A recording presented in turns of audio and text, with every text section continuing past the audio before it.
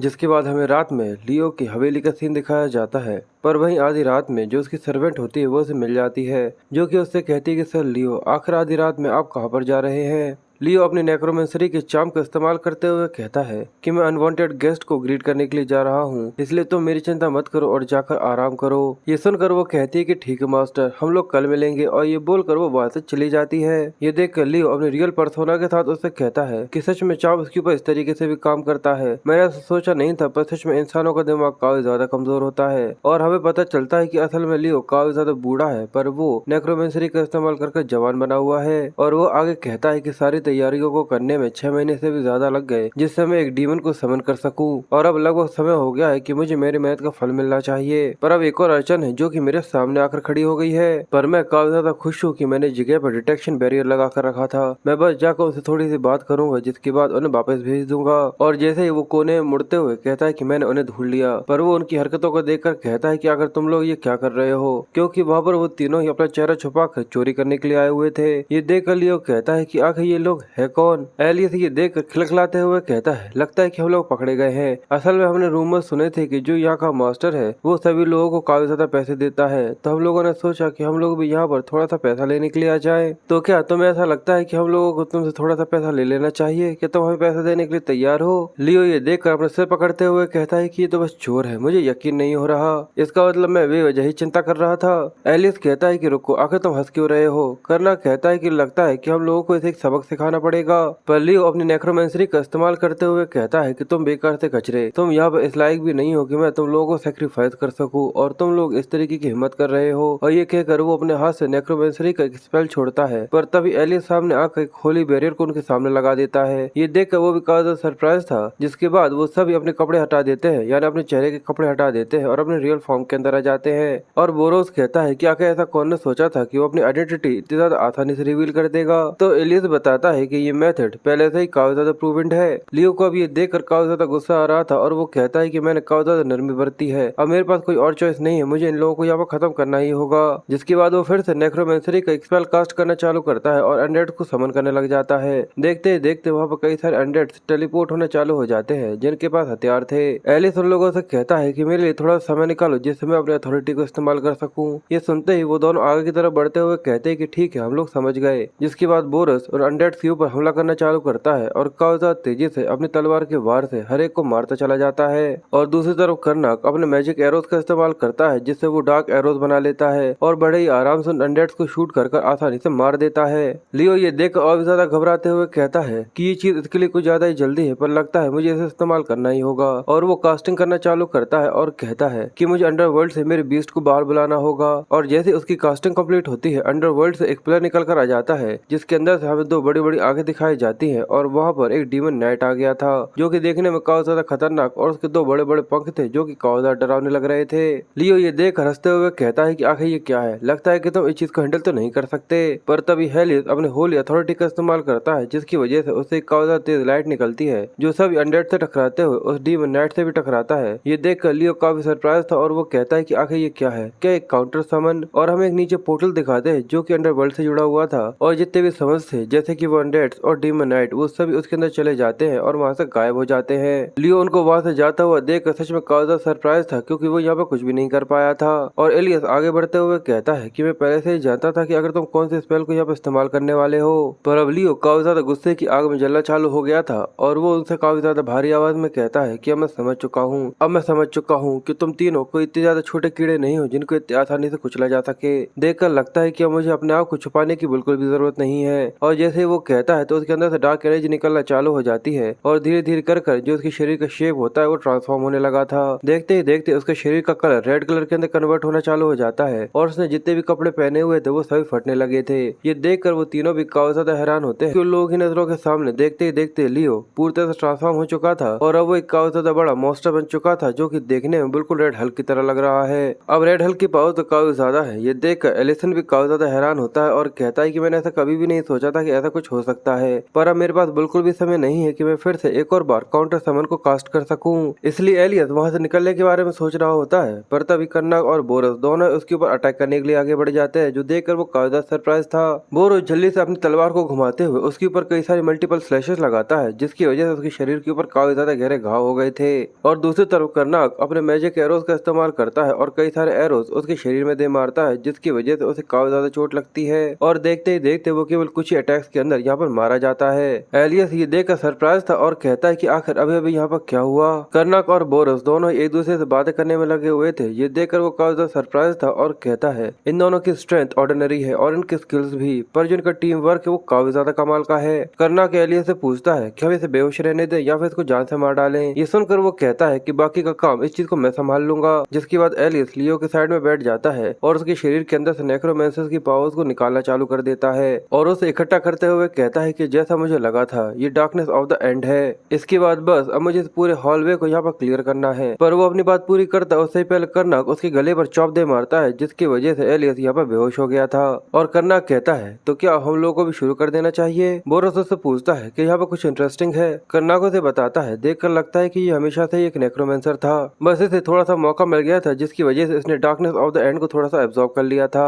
Borers कहता है उसके बाद से उसने ग्रेट पावर को टेम कर रखा हुआ था, क्या इसके अलावा कुछ और है। कर्नाग बताता है देखकर लगता है कि ये भी एक कल्ट मेंबर था जो कि टेस्रानिक को देखकर लगता है कि ये भी एक कल्ट का मेंबर है जो कि टेस्रानिक को रिवर्स करता है। ये सुनकर वो कंफ्यूज था और कहता है कि आखिर इसका मतलब क्या है। कर्नाग बताता है कि तुम इसे ऐसा समझ सकते हो कि वो डेथ ऑफ गॉड है। ये सुनकर वो काफी हैरान हो जाता है और कहता है इसका मतलब तुम ये कहना चाहते हो कि यहाँ पर कोई और भी है जो कि गॉड ऑफ डेथ है। मुझे ऐसा नहीं लगता कि कोई भी इतने आसानी से इस टाइटल को क्लेम कर सकता है। कर्नाग कहता है कि मुझे भी ऐसा ही लगता है, पर अगर कल्ट के अकॉर्डिंग इस चीज को समझा जाए जो टेस्रानिक है वो गॉड ऑफ डेथ है या फिर उसका पुनर्जन्म है। वो उसे इस तरीके से समझते हैं कि वो एक ऐसी एंटिटी है जो कि पूरी दुनिया के डेथ से बनी हुई है, जो कि एक नए पैराडाइज को जन्म देगा। बोरोस कहता है यानी कल्ट के लोग इस तरीके से सोचते हैं और जो टेस्रानिक है यानी इसका जो भी नाम है क्या वही इस सब का रीजन है, एक ऐसे भगवान पर यकीन करना जो असल में यहाँ पे एग्जिस्ट करता भी नहीं हो। कर्नाग कहता है कि तुम यहाँ पे पूरी तरह से सही भी हो सकते हो, पर केवल इतने ही काम की इन्फॉर्मेशन थी जो कि यहाँ पर है। पर यहाँ पर एक और चीज है जिसको मुझे यहाँ पर लेना है। अगर मैं प्रीस्ट की पावर्स को ले लेता हूँ तो उसकी वजह से मैं अपने क्योस मानो को काफी ज्यादा आसानी से रिफाइन कर सकता हूँ। बोरोस कहता है अच्छा तो यही वजह थी कि तुम यहाँ पर प्रीस्ट के साथ आए थे जिससे तुम इस चीज को टेस्ट कर सको।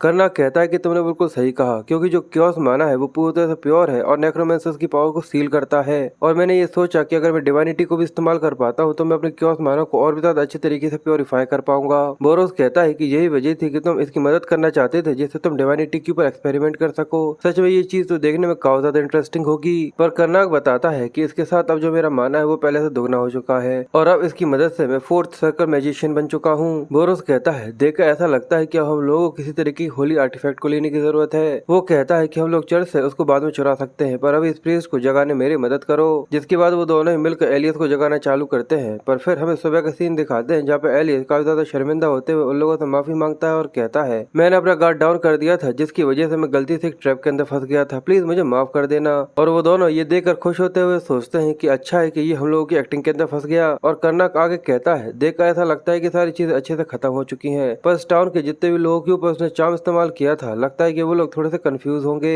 एलियस कहता है कि चर्च की मदद से मैं पूरी तरह से श्योर हूँ कि वो लोग जल्दी पूरी तरह से काम डाउन कर लेंगे, पर अब आखिर तुम दोनों कहाँ जाने वाले हो। कर्नाग बताता है कि हम लोगों ने डेरारा सिटी के अंदर आराम करने के बारे में सोचा है, इसलिए अब लगता है कि अब समय आ चुका है कि हम लोगों को गुड बाय कह देना चाहिए। तो एलियस उन लोगों को ब्लेस करते हुए कहता है कि जो हमारी गॉडेस है वो तुम्हारे साथ है। ये सुनकर बोरोस कहता है कि ठीक है तुम भी अपना ख्याल रखना, और ये बोलकर वो दोनों ही वहाँ से निकल जाते हैं। पर एलियस को उन दोनों के ऊपर शक था और वो कहता है कि जरूर ये दोनों काफी सस्पिशियस इंसान हैं। मुझे लगता है कि मुझे लौट कर इन लोगों के बारे में और भी ज्यादा जानना होगा। पर कर्नाग और बोरस तो बस दोनों खाने की बातें करते रहते हैं, इसके अलावा कुछ और नहीं, जिसमें उनको काफी ज्यादा मजा आता है। जिसके बाद हमें डरारा सिटी के आउटस्ट्राइक का सीन दिखाया जाता है कि एक घर के अंदर हमें किसी की आवाज आती है और वो कहता है कि इसे उठाओ, और हम एक आदमी को दिखाते हैं जिसको उल्टा लटकाया गया था और पानी के अंदर डुबाया जा रहा था। वो चिल्लाते हुए कहता है कि हाँ मैं एक नेक्रोमेंसर हूँ, मैंने तुमसे कहा था कि मैं तुम्हें पावर ऑफ द डार्कनेस के बारे में सब कुछ बताऊंगा, तो बताओ आखिर तुम उसके बारे में क्या जानना चाहते हो। पर ये सुनकर कर्नाग बोरोस से कहता है कि इसे फिर से पानी में डुबा दो, और जैसे वो पानी में गोते खाना चालू कर देता है ये देखकर कर्नाग कहता है कि जितनी भी बेकार एनर्जी है वो पूरी पूरी बाहर निकल रही है। सच में होली वाटर से अच्छा तो कुछ हो ही नहीं सकता जिससे इस चीज को एक्सट्रैक्ट किया जा सके,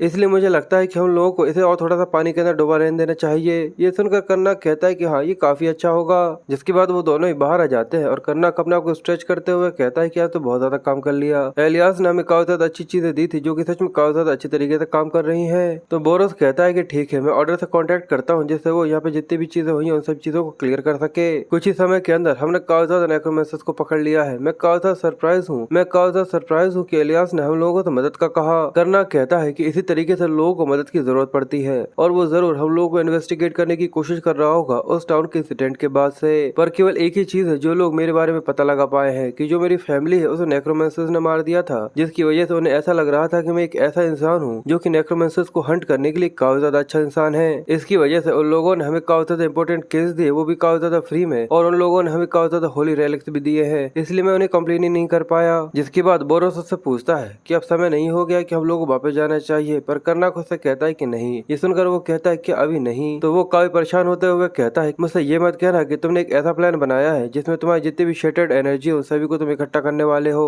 कर्नाक उससे कहता है कि बिल्कुल भी नहीं, मैं बस उन केवल रास्तों को रोकना चाहता हूँ जहाँ से वो वापस आ सकते हैं या फिर कहीं और जा सकते हैं। इसलिए जरा इसके बारे में सोचो, क्योंकि जो मेरी एनर्जी थी वो ऐसा लगता है कि गेट ऑफ टाइम के पास खत्म हुई थी, इसलिए मैंने उस कंडीशन को थोड़ा सा इन्वेस्टिगेट करने की कोशिश करी है और गेट जहाँ पर अपीयर हुआ था इसकी वजह से मुझे ऐसा लगता है कि केवल बस 20 और नेक्रोमेंसर्स होंगे जिसके बाद ये सारी चीजें खत्म हो सकती है। बोरस कहता है कि ये सब करने में तो हम लोगों को 3 महीने से भी ज्यादा लग जाएंगे और शायद ऐसा भी हो सकता है कि इसके अंदर काफी ज्यादा बड़े बड़े इवेंट्स भी हो जाए। पर जैसे ही वो अपने रूम का गेट खोलते हैं तो एक लेटर होता है जो कि नीचे गिर जाता है। ये देखकर कर्नाक कहता है कि आखिर ये क्या है। तो वो कहता है कि ऑर्डर ने हम लोगों को तो ज्यादा जल्दी कॉन्टेक्ट कर लिया। पर वो ये देखकर कहता है ऐसा लगता है कि एलियास हम लोगों से मिलना चाहता है और वो चाहता है कि जितनी भी बाकी चीजें वो आमने सामने बैठकर बात करे।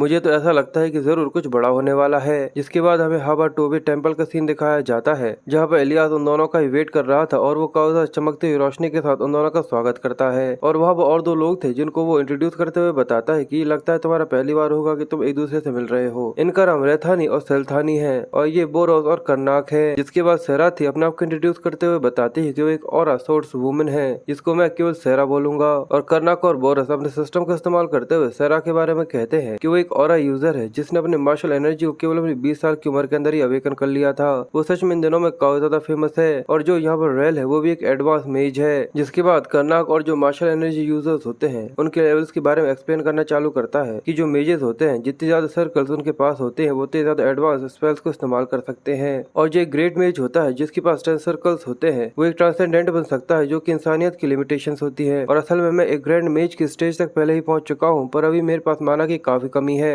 और जो एक ऑरा यूजर होता है वो अपने मार्शल एनर्जी को इसी तरीके से अवेकन करता है जिस तरीके से बाकी चीजें सेंसेस होती है, रेड, ब्लू, पर्पल, सिल्वर। जिसके बाद गोल्डन नाइट आते हैं। जितने ज्यादा तुम ऊपर जाते जाते हो उतने ज्यादा जो तुम्हारा ऑरा है वो स्ट्रॉन्गर और प्योर होता चला जाता है। और किसी के लिए भी एक गोल्डन नाइट बनना वो एक ऐसी स्टेज होती है जो कि केवल 4 मार्शल किंग्स ने अभी तक अचीव करी हुई है। रेल एक 6 सर्कल मेज है और सेरा एक रेड नाइट है जिनको हम लोग बैकअप की तरह देख सकते हैं। जिसके बाद कर्नाक बोरोस से कहता है कि तुमने कभी भी अपनी मार्शल एनर्जी को अवेकन नहीं किया था। मैंने बिल्कुल सही कहा ना। ये सुनकर वो कहता है कि मैं 4 मार्शल किंग से लड़ चुका हूँ पर मेरे पास वो नहीं है। आखिर तो मेरी दुखती नस को इस तरीके से क्यों दबाते हो। जिसके बाद कर्नाक उन लोगों से कहता है कि मैंने तुम लोगों के बारे में काफी कुछ सुना है। तुम लोगों के साथ काम करना और मिलना सच में काफी ज्यादा बड़े ऑनर की बात है। ये सुनकर सेरा कहती है कि इस चीज में तो कोई भी ऑनर नहीं है। जिसके बाद सेरा उसकी तारीफ करते हुए कहती है कि तुम दोनों तो बिल्कुल एक हो। तुम लोगों ने काफी ज्यादा शॉर्ट टाइम के अंदर कई सारे नेक्रोमेंसर्स को पकड़ लिया। ये सच में काफी ज्यादा कमाल की बात है। इलियास आगे कहता है अगर तुम लोग एक दूसरे को ग्रीट कर चुके हो तो क्यों ना मैं अपना एक्सप्लेनेशन चालू करूं, क्योंकि हमारे पास ज्यादा समय नहीं है, इसलिए बैठ जाओ। जिसके बाद वो लोग टेबल पर बैठ जाते हैं और इलियास आगे कहता है कि जैसा कि तुम लोग ये कह सकते हो कि यहाँ पर लोगों को इकट्ठा करने में हमें काफी ज्यादा दिक्कत हो रही है और हाल ही में ऑर्डर ट्राइसिस सिटी के अंदर एक काफी ज्यादा बड़ी प्रॉब्लम के अंदर इन्वॉल्व हुआ है। इसका मतलब ये है कि हम लोग भी एक काफी ज्यादा बड़ी प्रॉब्लम में है। जिसके बाद आगे बताया जाता है कि जो ये ट्रिस्ट सिटी है वो किंगडम ऑफ ईस्टली और किंगडम ऑफ टेरेबोला के बीच में पड़ती है। ये एक ऐसी सिटी है जिसके लिए काफी लंबे समय से लड़ाई चल रही है और किंगडम ये बात काफी अच्छी तरीके से जानती है कि आखिर उसके ऊपर राज कैसे किया जा सकता है। इसलिए जितने भी नोबिलिटीज है वो वहाँ पर शादी के प्रपोजल्स भेजते हैं जिससे ट्री सिटी काउंट की फैमिली न्यूट्रल लैंड के ऊपर रूल कर सके। पर असल में जो सबसे बड़ी प्रॉब्लम ये है कि जो जहाँ पर सिटी पड़ती है असल में वो ट्रेडिंग के लिए सबसे ज्यादा सूटेबल जगह है। इसी वजह से उनके पास अथॉरिटी की काफी ज्यादा कमी है जिससे वो उस सिटी के ऊपर रूल कर सके, क्योंकि वहाँ पर बढ़ने वाले लोगों की कीमत काफी ज्यादा तेजी से बढ़ रही है और इसकी वजह से जितने भी क्राइम्स है वो भी काफी ज्यादा तेजी से आगे बढ़ते जा रहे हैं। और कहा जाए तो जो ट्री सिटी है वो क्राइम की वजह से पूरी तरह से रूइंड हो चुकी है और जो क्राइम के सबसे बड़े सिंडिकेट्स है रेनफिट्स और द पेल्थिट्स वो दोनों ही अपने पावर्स को एक्सपेंड कर रहे हैं और उन दोनों ही क्लैनों ने ट्री सिटी की ब्लड लाइन को इनहेरिट कर लिया है और सिटी को 2 हिस्सों में बांट लिया है, पर फिर भी वो दोनों एक दूसरे से लड़ते रहते हैं जिससे जो ट्रू सक्सेसर है उसे ढूंढा जा सके। पर जो किंगडम है उसको इस सिटी को मैनेज करने में सच में काफी ज्यादा दिक्कत आ रही है और वो लोग इस चीज को काफी अच्छे तरीके से समझते हैं कि अगर वो किसी का भी साइड लेते हैं तो इसकी वजह से सिटी का एक न्यू काउंट बन जाएगा।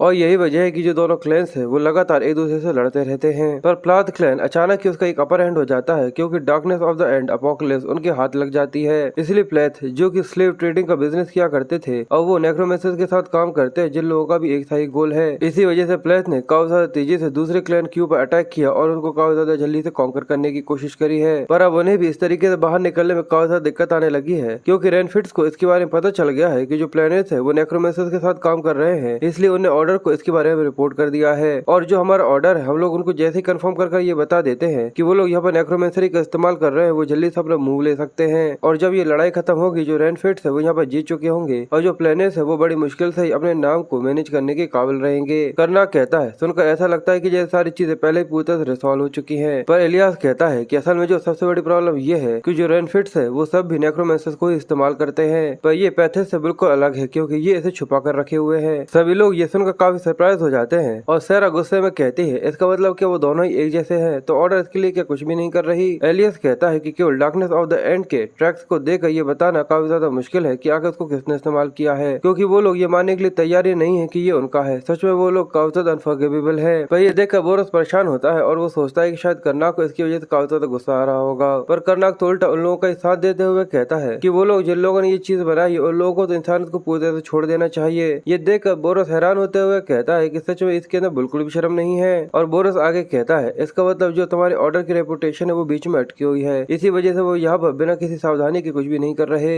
एलिस कहता है कि तुमने बिल्कुल सही कहा, इसी वजह से हमें काफी सावधानी के साथ आगे बढ़ना होगा, क्योंकि अगर हम लोगों ने यहाँ पर किसी भी तरीके की गलती करी तो फ्यूचर्स में नेक्रोमेंसर को पकड़ना और भी ज्यादा मुश्किल होगा। इसलिए हम लोग बाकी जितनी भी चीजें हैं वो लोग सिटी के अंदर जाने के बाद डिस्कस करेंगे। इसलिए बाकी जितनी भी चीजें हैं वो सब सिटी के अंदर जाने के बाद डिस्कस करेंगे। पर ये सुनकर बोरस उससे कहता है पर आखिर तुम ऑर्डर के लोगों को यहाँ पर क्यों नहीं बुला रहे जो कि तुम्हारा साथ दे सके। ये सुनकर एलियास कहता है मुझे ये चीज मानने में काफी ज्यादा शर्म आ रही है, पर ऐसा लगता है कि हमारे ऑर्डर के अंदर कुछ ऐसे लोग हैं जो कि इन्फॉर्मेशन को लीक कर रहे हैं, क्योंकि इससे पहले एक ग्रुप को रेनफिट्स के पास भेजा गया था पर उसकी कोई भी खबर नहीं निकली और वो सब सच में काफी ज्यादा स्किल्ड एडवेंचरर्स थे। और हमें बिशप शट्रफ के ऊपर शक है, वो एक हाई रैंकिंग प्रीस्ट है जिसने रेनफिट्स की दूसरे क्लैन को भगाने में उसकी मदद करी थी। इनके नाम काफी ज्यादा कंफ्यूजिंग है, इसलिए अगर मैं गलत बोल रहा हूँ तो प्लीज मैं पहले ही माफी मांग ले रहा हूँ। करनाक आगे कहता है इसका मतलब तुम ऑर्डर को इसके बारे में कुछ भी नहीं बताने वाले कि आखिर हम लोगों ने यहाँ पर क्या प्लान बनाया है। इलियास कहता है कि हाँ बिल्कुल, मैं सारी चीजें खुद से ही करने वाला हूँ, मेरे पास इतनी अथॉरिटीज हैं कि मैं ऐसा कर सकता हूँ, इसलिए मैं ऑर्डर को इसके बाद रिपोर्ट करूंगा जब सारी चीजें खत्म हो जाएंगी। इसलिए हम लोगों को जल्दी से जल्दी इस चीज के बारे में पता लगाना होगा और सबूत इकट्ठे करने होंगे कि वहाँ पर वो लोग नेक्रोमेंसर्स को इस्तेमाल कर रहे हैं। सेरा कहती है पर क्या ये चीज काफी ज्यादा खतरनाक नहीं होगी, ऐसा भी तो हो सकता है कि पूरी की पूरी सिटी हमारे खिलाफ खड़ी हो जाए। एलियस कहता है कि हाँ ऐसा हो सकता है, इसी वजह से तो मैंने तुम लोगों को यहाँ पर बुलाया है, क्योंकि मुझे तुम लोगों के ऊपर यकीन है, क्योंकि तुम लोगों को तुम्हारे बारे में तब भी पता होता है जब सबसे ज्यादा वर्स्ट केस सिनेरियो चल रहा होता है। जिसके बाद हमें रेनफिट्स के अंडरग्राउंड चेंबर का सीन दिखाया जाता है कि वहाँ पर कई सारे लोगों को कैद कर रखा हुआ था और उनके हाथ पैर बांधे हुए थे और उनसे बहुत सारा खून आ रहा था, जैसे कि उन्हें बहुत बुरी तरीके से टॉर्चर किया गया हो। उनके सामने 2 लोग खड़े हुए थे, पर जो आगे खड़ा हुआ आदमी होता है वो कहता है ऐसा लगता है कि ऑर्डर फिर से यहाँ पर किसी को भेजने वाला है। पीछे खड़ा हुआ प्रीस्ट उससे कहता है क्या तुम्हें सच में ऐसा लगता है कि अब समय हो चुका है कि ऑर्डर फिर से यहाँ पर कोई मूव लेने वाला है। तो वो आदमी कहता है अगर ऐसा होता है तो मैं जरूर उन लोगों का स्वागत करूंगा, क्योंकि वो बस यहाँ पर जितने भी लोग भेज रहे हैं वो सभी हमारे सेक्रीफाइस में ही काम आने वाले हैं। और हम इसी के बारे में बताया जाता है कि इसी का नाम सेट्रफ है, जिसके बाद सेट्रफ अपने नेक्रोमेंसर्स की पावर का इस्तेमाल करता है और वहाँ पर जितने भी लोगों को बंदी बनाकर रखा हुआ था उन सभी को एक एक कर मार देता है, जिसके बाद उनके अंदर से काफी ज्यादा एनर्जी निकलती है जिसको वो एब्जॉर्ब कर लेता है। ये देखकर पीछे खड़ा हुआ प्रीस्ट उससे कहता है कि ये काफी ज्यादा अमाउंट है, क्या तुम्हारी बॉडी सच में इस चीज को हैंडल कर सकती है। तो वो कहता है कि बिल्कुल भी नहीं, इसी वजह से तो मैं इसे अपनी डिवाइनिटी के साथ कंबाइन कर रहा हूँ। मैं अपनी बॉडी को ग्रेट ऑर्डर की पावर के साथ प्रोटेक्ट कर रहा हूँ, इसलिए मैं उम्मीद करता हूँ कि इस बार वो यहाँ पर काफी ज्यादा अच्छे एडवेंचरर्स को भेजे जिससे मुझे काफी ज्यादा अच्छी एनर्जी मिल सके। दूसरी तरफ हमें उन 5 का सीन दिखाया जाता है जहाँ पर एलियास और लोगों को लेकर आ गया था और वो कहता है तुम लोग अपने सामने देख सकते हो कि यही ट्रस्ट सिटी है। पर उस सिटी के हाल बहुत ही ज्यादा बेहाल होते हैं और जैसे वो लोग अंदर आकर देखते हैं तो वहाँ पर टूटे हुए घर थे और भूखे आदमी थे। ये देखकर वो कहते हैं कि सच में ये स्टेट तो काफी ज्यादा शांत है, क्योंकि जिस तरीके से क्राइम यहाँ पर रैम्पेज मचा रहा है तो मुझे नहीं लगता कि ये चीज देखना काफी ज्यादा नॉर्मल होगी। और ये सोचते हुए वो आगे बढ़ते हैं और एक दूसरे से बातें करते हैं, पर अचानक एक डैगर उनकी तरफ बढ़ता है और वो आकर जो रेल की पॉकेट होती है उससे टकरा जाता है, जिसकी जिसकी वजह से उसकी पॉकेट फट जाती है और उसके अंदर कई सारे सोने के सिक्के होते हैं। तब एक हाथ आगे की तरफ आता है और वो सारा का सारा सोना लेकर वहाँ से भाग जाता है और हमें पता चलता है कि वहाँ पे कई सारे बच्चे थे जो कि असल में यहाँ पे चोरी कर रहे थे। ये देखकर रेल काफी ज्यादा गुस्से में चिल्लाते हुए कहता है कि मेरा पैसा, ये लोग मेरा पैसा लेकर भाग गए। एलियस कहता है कि इस जगह पर हर एक इंसान अपने ऊपर ही निर्भर करता है, इसी वजह से इस चीज में कोई भी शक नहीं है कि सिटी को सिटी ऑफ सिंस भी कहा जाता है। पर अब रेल काफी ज्यादा परेशान होते हुए कहता है अगर अब हमारे पास पैसे ही नहीं है तो अगर हम लोग यहाँ पर रात कहाँ पर गुजारेंगे।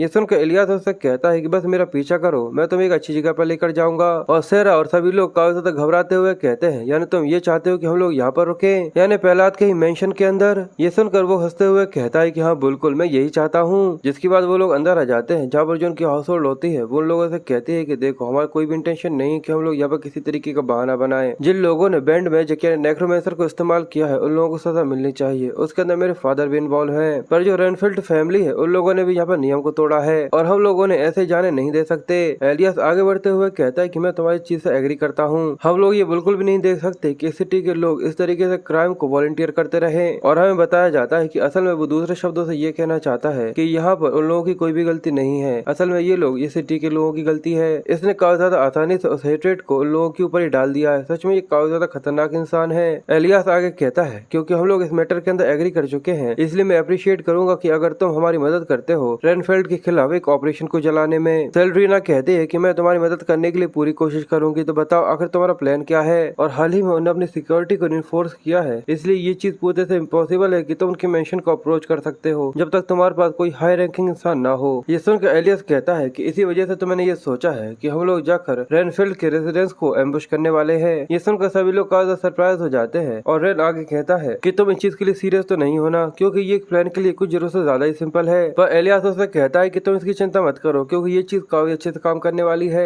सेल्ड्रीना कहती है कि उनके स्टेट के अंदर इतनी भी ज्यादा मिलिट्री फोर्स नहीं है इसलिए ये चीज की जा सकती है। पर ये काफी दुख की बात है कि जो नेक्रोमेंसर वो इस्तेमाल कर रहे हैं हमारे पास उनकी किसी भी तरीके की इन्फॉर्मेशन नहीं है। एलियस कहता है कि ये चीज पूरी तरह से ठीक है क्योंकि यहाँ पर आए हुए ये लोग सच में काफी ज्यादा कमाल के लोग हैं जो कि नेक्रोमेंसर से चुटकियों में लड़ सकते हैं। जिसके बाद हमें रेनफील्ड के स्टेट का सीन दिखाया जाता है कि उस मेंशन के सामने कई सारे सोल्जर्स खड़े हुए थे और उसकी जो पहरेदारी थी वो काफी ज्यादा कड़ी थी। और हमें दो गार्ड्स को दिखाते हैं जो कि वहाँ पे पेट्रोलिंग कर रहे थे और उस दीवार के पीछे हमें 6 लोगों को दिखाते हैं जिन लोगों ने अपने चेहरे छुपा कर रखा हुआ था और वो यहाँ पर स्मोकीज रखे हुए थे और वो यहाँ पे बॉम्ब की तरह इस्तेमाल करते हुए कहते हैं कि हम ये सारी चीजें केवल बदला शुरू करने के लिए कर रहे हैं। और वो रेनफील्ड को कावर्ड कहते हैं और उनके ऊपर बॉटल्स को फेंक देते हैं जिनके ऊपर आग लगी हुई थी। और जैसे वो बॉटल्स वहाँ पर गिरती है वहाँ पर काफी ज्यादा बड़े बड़े धमाके होने चालू हो जाते हैं और पूरे में आग फैलने लगी थी। ये देखकर वो लोग काफी ज्यादा सरप्राइज थे और वो कहते हैं ऐसा लगता है कि बाहर की दीवार से हमारे ऊपर एम्बुश अटैक हो रहा है, इसलिए जितने भी लोग होते हैं वो उन अटैक्स को रोकने की कोशिश कर रहे थे और उनसे निपटने के लिए कोशिश करने लग जाते हैं और कहते हैं कि हमें जल्दी से यहाँ से निकलना होगा। पर हमें उनके पीछे उन 5 को दिखाते हैं जो कि इस मौके का फायदा उठाते हैं। करना ये देखकर कहता है कि वो लोग काफी ज्यादा यूजफुल थे। एलियस कहता है कि हाँ इसलिए हमें इस अपॉर्चुनिटी को इस्तेमाल करना चाहिए और जल्दी से अंदर चलना चाहिए क्योंकि मुझे मेंशन के अंदर से नेक्रोमेंसर्स की स्मेल आ रही है। पर जैसे वो लोग थोड़े से आगे बढ़ते उससे ही पहले वहाँ पर कई सारे नाइट्स आ जाते हैं जो कि अपनी तलवार उन लोगों के सामने तान देते हैं। जिसके बाद रेल अपने मैजिक पावर का इस्तेमाल करते हुए कहता है कि एलिट नाइट मुझे लगता है कि मुझे तुम लोगों को ग्रीट करना चालू कर देना चाहिए। और वो अपने फायर मैजिक का इस्तेमाल करता है और वहाँ पर काफी ज्यादा बड़े बड़े आग के धमाके कर देता है जिसकी वजह से वो लोग अपनी जान बचाने के लिए भागने लग जाते हैं। जिसके बाद वो उन लोगों को पकड़ने के लिए अपनी लाइटनिंग चेन्स का इस्तेमाल करता है। ये देखकर वो लोग और भी ज्यादा घबरा जाते हैं पर यहाँ पर काफी ज्यादा आसानी से रेल उन सभी को पकड़ लेता है। ये देखकर वो कहते हैं कि ये यहाँ पर काफी ज्यादा तेजी से स्पेल कास्ट कर रहा है। और तभी सेरा भी अपना कमाल दिखाना चालू करती है और अपने शॉर्ट ऑरा को इस्तेमाल करते हुए वो उन लोगों के ऊपर हमला कर देती है। ये देखकर वो लोग और भी ज्यादा सरप्राइज हो गए थे क्योंकि जो इसकी स्ट्राइक होती है वो काफी ज्यादा पावरफुल होती है और सेरा को भी इस चीज में मजा आ रहा था और वो एक एक कर सभी के ऊपर अटैक करती है और काफी ज्यादा आसानी से उन सभी को मारते हुए आगे निकल जाती है। और उसको इस तरीके से लड़ता हुआ देखकर बोरस मुंह बनाते हुए जलकर कहता है कि ये बिल्कुल भी ऐसा तरीका नहीं है जैसा कि तुम्हें ये करना चाहिए था। सच में इसकी जितने मूवमेंट्स है वो काफी ज्यादा डिसअपॉइंटिंग है। ये देखकर करना कहता है कि ऐसी बात एक ऐसा इंसान कर रहा है जो कि बैटल ऑरा को इस्तेमाल तक नहीं कर सकता। पर तभी पीछे से नाइट्स आते हैं और उनके ऊपर हमला करते हुए कहते हैं कि मरो। ये देखकर बोरस कहता है लगता है कि मुझे भी अब वार्म अप कर लेना चाहिए। जिसके बाद वो उनके ऊपर स्ट्राइक्स लगाना चालू करता है और काफी आसानी से उन सभी को मार देता है। जिसके बाद कर्नाक भी अपने मैजिक एरोज का इस्तेमाल करते हुए उन लोगों के ऊपर हमला करता है और काफी ज्यादा आसानी से उन सभी को घायल कर देता है और एक ही चुटकी में वो सभी यहाँ पे मारे जाते हैं। जिसके बाद वो दूसरी तरफ देखते हैं कि एलियास वहाँ पर तलवार घुमाते हुए उन लोगों को गाली देता है और कहता है कि तुम इविल बास्टर्ड कहीं के मारे जाओ। ये देखकर वो दोनों कंफ्यूज होते हुए कहते हैं आखिर ये प्रीस्ट इस तरीके से तलवार चलाना कहाँ से सीख कर आ गया। एलियास एलियास आगे कहता है, देखकर लगता है कि वो यहाँ से भाग रहे हैं, लगता है कि अब यहाँ पर कोई भी नहीं रहा। जिसके बाद वो पीछे की तरफ घूमते हैं, पर सेरा कहती है, पर अभी भी मुझे अंदर से नेक्रोमेंसर्स की वाइब आ रही है। मुझे शक है कि वो लोग बिल्डिंग में हम लोगों का अंदर वेट कर रहे हैं, क्योंकि इससे उन्हें और भी ज्यादा फायदा होगा अगर वो अंदर रहकर लड़ाई करते हैं। जिसके बाद वो पांचों ही गेट खोलकर अंदर आ जाते हैं, पर उन्हें वहाँ पर काफी ज्यादा काला अंधेरा देखने को मिलता है, जो देखकर वो कहते हैं कि यहाँ पर तो काफी ज्यादा शांति है। पर तभी उन लोगों को भारी आवाज सुनाई देना चालू होती है कि तुम लोग सच में यहाँ तक आ चुके हो। एक ऑरा यूजर और एक हाई रैंकिंग मेज, सच में तुम लोग काफी ज्यादा फेमस हो। और हम उन लोगों के सामने 3 नेक्रोमेंसर्स को दिखाते हैं, जिनके पीछे एक बड़े से साइड को लेकर एक सोल खड़ी हुई थी, जो कि काफी ज्यादा डरावनी लग रही थी। और वो नेक्रोमेंसर्स आगे बोलते हैं, पर अब सारी चीजें पूरी तरह पॉइंटलेस होने वाली हैं, क्योंकि तुम लोग यहाँ पर डार्कनेस की पावर को फेस करने वाले हो। और हमें बताया जाता है कि एक हाई रैंकिंग अनडेड है, पर जो उनके एक्सप्रेशंस होते हैं वो उनकी उम्मीद से काफी ज्यादा उल्टे होते हैं। सेरा उनको देखकर खुश होते हुए कहते हैं, बस हम लोगों को इनको पकड़ना है, जिसके बाद हम लोग वापस जा सकते हैं। ये सब सोचकर वो लोग काफी ज्यादा एक्साइटेड होते हैं। और इलियास उन लोगों से कहता है कि बिल्कुल ये चीज सच में एविडेंस के लिए काफी ज्यादा अच्छा होगा। और कर्नाक एक इविल से स्माइल देते हुए कहता है कि उन तीनों से हम सच में काफी ज्यादा अच्छा पैसा कमा सकते हैं। और ये सुनकर बोरस भी काफी ज्यादा क्रीपी से स्माइल देने लग जाता है और कहता है कि सच में ये काफी ज्यादा अच्छा है। पर वो नेक्रोमेंसर शायद को आगे भेजते हुए कहते हैं कि आखिर तुम्हारी हंसने की हिम्मत भी कैसे हुई, चलो देखते हैं कि अगर तुम और कितने लंबे समय तक इस तरीके से हंस पाते हो। और वो उस डीमन को आगे भेजते हुए कहते हैं कि जाकर उनके लाइफ एसेंस को एब्जॉर्ब कर लो। और जैसे ही वो सोल उन लोगों के ऊपर हमला करने वाली होती है, पर तभी एलियास अपनी होली पावर को इस्तेमाल करते हुए होली बैरियर को वहाँ पर बना लेता है, जिसकी वजह से वो लोग काफी सरप्राइज थे और कहते हैं कि इन लोगों में से एक प्रीस्ट भी है। जिसके बाद सेरा जंप करती है और अपनी तलवार को घुमाते हुए उस सोल को यहाँ पर बीच में से काट देती है। जिसके बाद वो झल्ली से उन लोगों की तरफ भागते हुए जाती है और झल्ली से वो नेक्रोमेंसर्स को खत्म कर इस चीज को खत्म करना चाहती थी। पर जैसे ही वो उन तीनों के काफी ज्यादा करीब पहुंचती है, उन तीनों के सिर होते वो बिल्कुल फटाकों की तरफ फट जाते हैं। ये देखकर सेरा भी काफी ज्यादा सरप्राइज हो गई थी। एलियास ये देखकर उससे कहता है कि सेरा, मैंने तुमसे कहा था कि हम लोगों को उसे पकड़ना है। पर वो घबराते हुए कहती, पर मैंने तो ऐसा कुछ भी नहीं किया है। पर वो आसपास का स्पेस देखते हैं, जो कि काफी ज्यादा क्रीपी सा होता जा रहा था, क्योंकि जो उनका फ्लैश था वो धीरे धीरे कर मेंशन को कवर कर रहा था। और वहाँ पर जो डार्कनेस होती है वो काफी ज्यादा बढ़ती चली जाती है। ये देख के एलियास भी हैरान था और कहता है कि आखिर ये क्या हो रहा है। ऐसा लगता है कि ये मेंशन ट्रांसफॉर्म हो रही है और बिल्कुल जो फ्लैश होता है ऐसा लगता है कि बिल्कुल फंगस की तरह पूरी पूरी मेंशन के ऊपर चढ़ता चला जा रहा है। और ये देखकर वो लोग काफी ज्यादा सरप्राइज होते हुए कहते हैं कि यहाँ का जो स्पेस है वो पूरे चेंज हो गया है। पर क्या ये चीज सच में पॉसिबल है भी? पर तभी उन्हें काफी ज्यादा भारी आवाज आती है कि सच में ये तो काफी ज्यादा अच्छी हार्वेस्ट है। एक ऑरा यूजर और एक 6 सर्कल मेज, और ये बोलकर वो अपनी और ज्यादा डार्क एनर्जी को रिलीज करना चालू करता है और आगे कहता है कि इसके अलावा यहाँ पे तो इंक्विजिटर भी है। इलियास ये सुनकर काफी हैरान होता है और कहता है कि ये आवाज, इसका मतलब तो ये तुम हो बिशप शट्रफ कहता है कि बिल्कुल, तुम यहाँ पर इन्वेस्टिगेशन करने के लिए इसी वजह से आए थे, क्योंकि शुरुआत से ही तुम्हें मेरे ऊपर काफी ज्यादा शक था। इलियास उससे कहता है कि मुझे इस चीज के ऊपर बिल्कुल भी यकीन नहीं करना था। इलियास कहता है कि मुझे अपनी आंखों पर भरोसा नहीं हो रहा, क्योंकि गॉडेस का सर्वेंट उसने डार्कनेस के सामने अपने घुटने टेक दिए। और पीछे की तरफ रेल और एलिसा दोनों ये देखकर काफी सरप्राइज थे और कहते हैं कि जो एग्जिट है वो यहाँ पे ब्लॉक हो चुकी है और हम लोग चाहकर भी यहाँ की जो दीवारें उन्हें तबाह नहीं कर सकते। इलियास बताता है कि ये सब इसी वजह से हो रहा है, क्योंकि इस डार्कनेस के अंदर जो हमारी पावर्स है वो कमजोर हो रही हैं। मैं कोशिश करता हूँ कि जो यहाँ की डेथ एनर्जी है मैं उसे तबाह कर सकूं। और ये कहकर वो अपनी एनर्जी को इस्तेमाल करता है, पर इससे कोई भी असर नहीं पड़ता। ये देखकर वो कहता है कि जो मेरी डिवाइनिटी है वो यहाँ पर काम नहीं कर रही और जितनी पावर होती है वो सभी की सभी डार्क ऑरा के अंदर कवर हो जाती है। ये देखकर कर्नाक सरप्राइज होते हुए कहता है कि जो डिवाइनिटी पावर है वो असल में नेक्रोमेंसर की पावर को यहाँ पर फीड कर रही है। और सेट्रफ हंसते हुए आगे कहता है कि भले ही तुम लोग अभी तक कितने लोगों से टकरा क्यों न चुके हो, पर जो रियल नेक्रोमेंसर्स है वो हम हैं। और बस केवल इतना ही नहीं, और अगर नेक्रोमेंसरी के अंदर केवल इतना ही होता तो आखिर जो 7 ऑर्डर्स है वो भी डार्क पावर से इतना डरते ही क्यों? तो इलियास, अब मुझे बताओ आखिर ये कैसा लग रहा है? कैसे पहले तुम किसी रियल नेक्रोमेंसर से मिले थे? ये देख के इलियास काफी ज्यादा परेशान होता है और कर्नाक बोरस से कहता है कि जल्दी से तैयार हो जाओ। ये सुनकर वो कहता है कि ठीक है, क्योंकि कर्नाक उससे आगे कहता है क्योंकि हम लोग अगर यहाँ पर जरा से भी अलग रहे तो ये जगह हमारी ग्रेव बन जाएगी। जिसके बाद कर्नाक उससे आगे कहता है कि इस बैरियर के अंदर डिवाइनिटी पावर और नेक्रोमेंसर्स की पावर मिक्स है। आज से पहले मैंने कभी भी इस तरीके का कोई बैरियर नहीं देखा था। यहाँ ऐसा कुछ भी नहीं है जो कि मैं इसके खिलाफ कर सकूं, क्योंकि मैं केवल क्योस माना और नेक्रोमेंसर्स की पावर को इस्तेमाल कर सकता हूँ। ये सुनकर बोरस कहता है कि यानी तुम भी इस स्पेल को नहीं जानते? पर आखिर एक छोटे से टाउन का प्रीस्ट इस तरीके की स्पेल को कैसे कास्ट कर सकता है जिसको तुम खुद भी रिकॉग्नाइज नहीं कर सकते?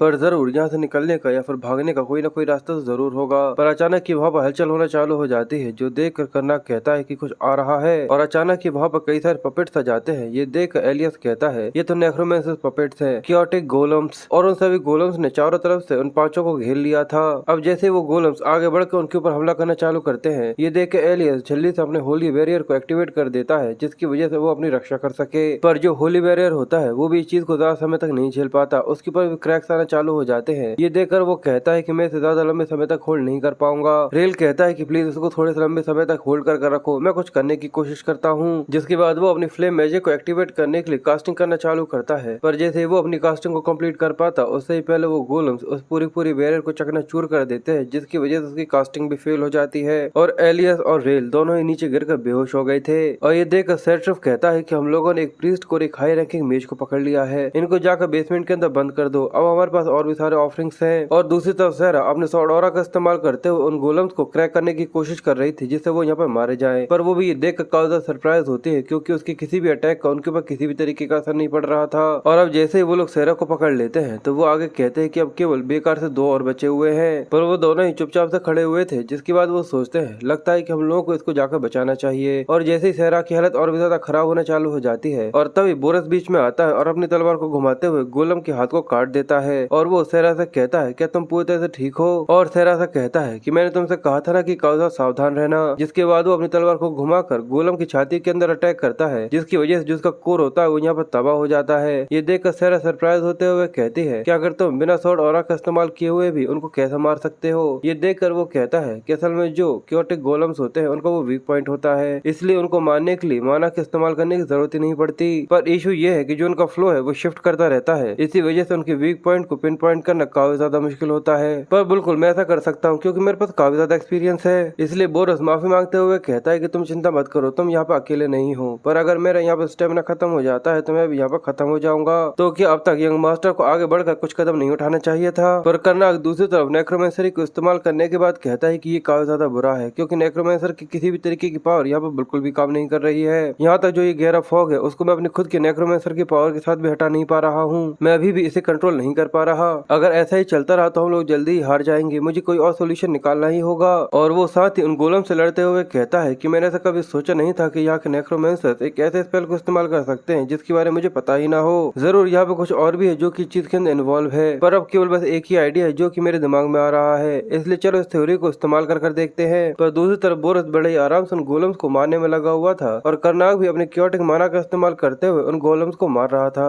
पर ये देखकर सेटरफ को काफी गुस्सा आता है और वो कहता है कि आखिर वो कमीने मेरे गॉब्लिन्स को इतने आसानी से कैसे मार सकते हैं? मुझे लगता है कि मुझे उन दोनों को यहाँ पर अंडर एस्टिमेट नहीं करना चाहिए था। क्या मुझे उन नेक्रोमेंसरी के स्क्रोल्स को भी एब्जॉर्ब कर लेना चाहिए जो कि हबाटो के ऑर्डर के अंदर थे? और लगता है कि जो गॉब्लिन्स है वो काफी नहीं होंगे, मुझे कोई और तरीका यहाँ पर निकालना ही होगा। जिसके बाद वो लोग नोटिस करते हैं कि वहाँ एक ब्लू कलर की एनर्जी फ्लो करना चालू करती है और देखते ही देखते एक और सोल होती है जो कि काफी ज्यादा खतरनाक थी, वो वहाँ पर अपीयर हो गई थी। ये देखते ही कर्नाग एक बैरियर बना लेता है और सहरा से कहता है कि जल्दी से इस तरफ आओ क्योंकि अब वो जो सोल थी वो उसी की तरफ आ रही थी। ये देखकर वो कहती है पर आखिर ऐसा कब हुआ? इसलिए वो जल्दी से सोल से भागने की कोशिश कर रही थी और वो कहती है कि लगता है ये मुझे पकड़ लेगी। कर्नाग ये देखकर कहता है कि ये मेरी उम्मीद से तो काफी ज्यादा स्लो निकली। सहरा अपने स्वॉर्ड ऑरा का इस्तेमाल करते हुए उस घोस्ट के ऊपर अटैक करने की कोशिश करती है, पर जो उसका अटैक होता है वो उसके आर पार चला जाता है। ये देखकर वो काफी ज्यादा हैरान थी, पर जैसे वो घोस्ट उसके हाथों को पकड़ने की कोशिश करती है तो उसके हाथ यहाँ पर करप्ट हो जाते हैं, जिसकी वजह से वो यहाँ पर चिल्लाना चालू कर देती है क्योंकि अब उसके हाथ यहाँ पे पूरी तरह खत्म हो चुके थे। इसकी वजह से उसे बहुत ज्यादा दर्द हो रहा था और वो लोग कहते हैं कि हम लोगों ने स्वॉर्ड ऑरा को भी यहाँ पे पूरी तरह खत्म कर दिया है, लगता है कि ये चीज काफी होगी। और अचानक ही वो यहाँ पे बेहोश हो जाती है। ये देखने के बाद कर्नाग कहता है लगता है कि अब मुझे अपनी नेक्रोमेंसर इस्तेमाल करनी ही होगी। और जैसे उसकी एनर्जी पूरे में फैलना चालू होती है ये देख कर वो लोग काफी सरप्राइज हो जाते हैं और कर्नाग कहता है कि मुझे लगता है कि जो मैंने सोचा था वो बिल्कुल सही था।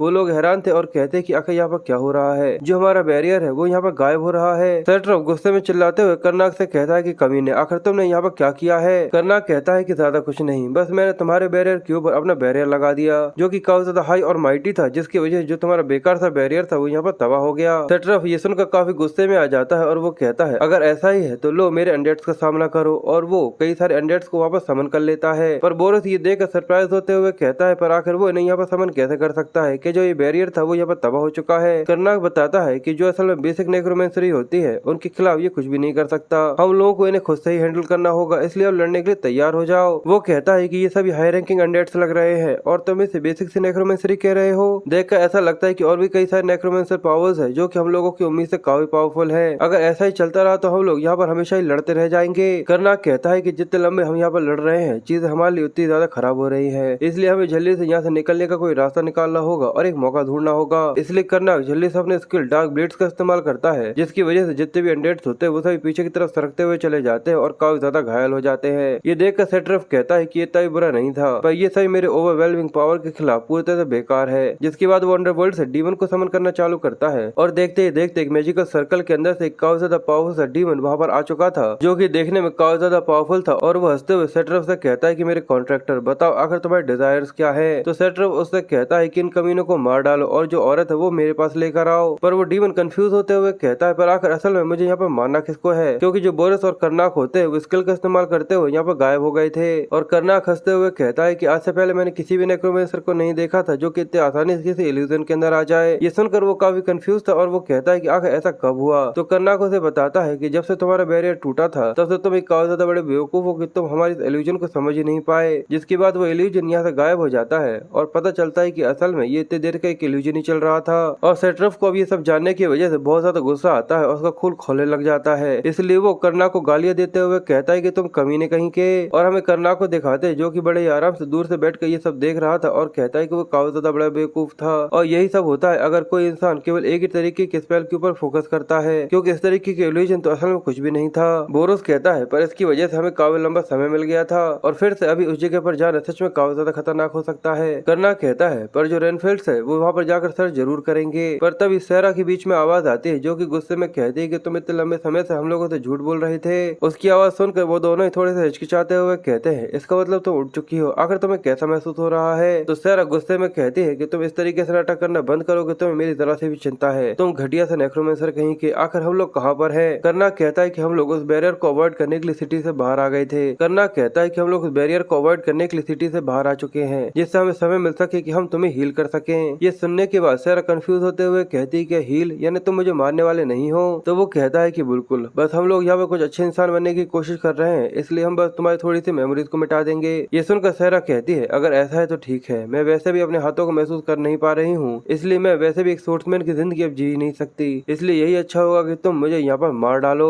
पर ये देख कर बोरस को काफी ज्यादा बुरा लगता है, इसलिए वो कर्नाक से कहता है कि यंग मास्टर कि हम लोग उस स्किल को इस्तेमाल नहीं कर सकते जो कि प्रीस्ट इस्तेमाल करता है किसी को हील करने के लिए। ये सुनकर कर्नाक कहता है कि हम लोग होली मैजिक को इस्तेमाल नहीं कर सकते, ये नेचर के ऑर्डर के खिलाफ होगा, तुम्हें याद है ना। ये सुनकर वो कहता है अगर ऐसा है तो क्या हम नेक्रोमेंसरी का इस्तेमाल करके ऐसा कुछ नहीं कर सकते। कर्नाक ये सुनकर उससे कहता है कि हाँ ऐसा कुछ कर तो सकते हैं। ये सुनकर वो कहती है कि इसका मतलब तुम नेक्रोमेंसरी का इस्तेमाल कर मेरे हाथों को वापस ला सकते हो। कर्नाक उससे कहता है कि हाँ ऐसा हो सकता है, पर मैं इसके लिए बिल्कुल भी तुम्हें रिकमेंड नहीं करूंगा, क्योंकि अगर तुम नेक्रोमेंसरी को एक्सेप्ट करती हो तो इसके लिए तुम्हें मेरा स्लेव बनना होगा। और मुझसे ये मत कहना कि तुम इसके बारे में सोच रही हो कि तुम मेरे जैसे किसी इविल से नेक्रोमेंसर की एक सर्वेंट बनना चाहती हो। ये सुनने के बाद सहरा बहुत ज्यादा घबरा जाती है और कहती है कि एक सर्वेंट, वो भी एक नेक्रोमेंसर की। फिर हमें इसके बारे में बताया जाता है कि जो नेक्रोमेंसर्स होते हैं वो इंसानों की सोल को भी इस्तेमाल कर सकते हैं, जिससे वो उन्हें स्लेव बनाकर स्लेव कॉन्ट्रैक्ट की तरह इस्तेमाल करें। और ऐसी कई सारी स्टोरीज होती हैं जहाँ पर कई सारे एडवेंचरर्स को नेक्रोमेंसर्स पकड़ लेते हैं, जिसके बाद वो उन्हें तब तक टॉर्चर्स करते हैं जब तक वो मर नहीं जाते। और इस सब के बारे में सोचना ही सच में काफी टेरिफाइंग होता है, इसलिए वो कहती है कि मैं इस चीज को एक्सेप्ट नहीं कर सकती। पर फिर वो अपने हाथों को देखकर परेशान होते हुए कहती है कि पर मुझे शायद ऐसा करना ही होगा। पर ये देखकर कर्नाक को बोरस के ऊपर गुस्सा आता है और वो उसे गाली देते हुए कहता है कि कमीने, तुमने ये जानबूझ के यहाँ पर किया था ना। ये सुनकर बसते हुए कहता है कि ये चीज तो ऑब्वियस है, पर मुझे पता था कि यहाँ पर उसकी चॉइस क्या होगी। मैं महसूस कर सकता हूँ कि वो अभी यहाँ पर कैसा महसूस कर रही होगी और मैं उम्मीद करता हूँ कि मैंने तुमसे यहाँ पर ज्यादा नहीं मांगा है। जिसके बाद कर्नाक सहरा से कहता है कि देखो जो नेक्रोमेंसरी है मैं उसे कोशिश करता हूँ कि जितना ज्यादा हो सके उसे अवॉइड कर सकूं, पर जिस तरीके की तुम्हारी करंट स्टेट है उसके अंदर भी मैं तुम्हें सजेस्ट नहीं करूंगा। पर अगर तुम ऐसा करना चाहती हो तो तुम कह सकती हो, अगर तुम मेरी सर्वेंट बनती हो तो मैं तुम्हारे हाथों को तुम्हें वापस लौटा सकता हूँ। अब ये तुम्हारा डिसीजन है, तो तुम जैसा कहोगे वैसा ही होगा। सहरा पूछती है कि अगर मैं तुम्हारी सर्वेंट बन जाती हूँ तो आखिर उसके बाद क्या होगा। तो वो बताता है कि एक बार कॉन्ट्रैक्ट पूरा हो जाने के बाद तुम्हारी सोल है उसका जो स्ट्रक्चर रहेगा वो मैं डिसाइड करूंगा और उस इन्फॉर्मेशन से जो तुम्हारी बॉडी होगी उसे पूरे से रिस्टोर कर दिया जाएगा। पर उसके बाद जो तुम्हारी खुद की इच्छा है वो वैसी ही रहेगी, बस केवल कुछ रिस्ट्रिक्शंस होंगी जो कि यहाँ पर आ जाएंगी। अगर तुम मुझे धोखा देने की कोशिश करती हो तो तुम्हें बस मौत मिलेगी और कुछ नहीं। सहरा ये सुनकर कहती है कि शुरुआत में ये सुनने में काफी ज्यादा खतरनाक सा लगता है, पर अगर मैं इसको थोड़ी अलग तरीके से देखूं तो जो नाइट्स होते हैं वो भी लॉयल्टी की प्लेज लेते हैं, ये बिल्कुल वैसा ही है। इसलिए अपनी फ्रीडम को खोना या फिर सोर्समैन के लिए अपना फ्यूचर खोना अब ये मेरे ऊपर डिसाइड करता है। इसलिए जो सहरा होते हैं वो पूरी तरह सोचने के बाद कर्नाक से कहते हैं कि मेरे लॉर्ड, मैं आपके सर्वेंट बनने के लिए पूरी तरह तैयार हूँ। पर कर्नाक कहता है कि मैं आखिरी बार तुमसे पूछ रहा हूँ कि तुम सच में इस चीज के लिए तैयार हो। तो वो कहती है कि हाँ, ये फिर से तलवार न उठाने से तो काफी ज्यादा अच्छा होगा। ये सुनकर वो कहता है अगर ऐसा है तो चलो इस चीज को शुरू करते हैं। फिर वो इंचेंटिंग करना चालू करता है और अपना नाम नाम लेते हुए कहता है कि मैं तुमसे कहता हूँ कि तुम मेरे सामने झुको और सहरा आज से तुम मेरी सर्वेंट हो। वो कहती कि हाँ। तो कर्नाक अपनी पावर्स को रिलीज करते हुए कहता है कि अपने दिमाग को खोलो और जो कॉन्ट्रैक्ट है उसे एक्सेप्ट करो।